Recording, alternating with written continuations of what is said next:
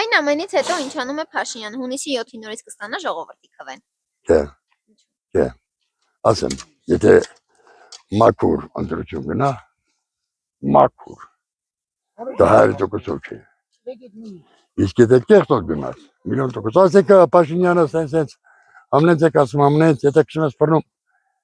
վերի խավու իրենն է, վերին ուժու իրենն է։ Հիմա այսօր դու բանի նախարար ես, սոցիալ ես, ասում է վաշատողներից մեկնի։ Մերկուրիկը արդարադատության նախարարա, ասում է մեկնի։ Ես գյուղատնտեսության նախարար եմ, ասում է մեկնի։ Ես մեկնեցիված ուժերի նախարարա, ասում է մեկնի։ Հիմա եկած տակին հայ մնաց։ Մեզ նապաստակներ պետք չեն։ Մի օր լավ առույցի կյանքով ապրես, չեմ կա 100 տարի շակալի կարգով։ Իմացար, ինքը այդ շակալներից է։ Հեսա 7-ից հետո արդեն ինքը կարող սկսել չի։ Խաղերատան բաժանվում է, այս մեկանը։ Ինչի՞ իմ ընտանիք փախցնում հաստի, որ ինքն էլ փախնի։ Եթե նրան նորից ընտրեց, գիտա որ ամենաստոր, ամենադավաճան մարդն է։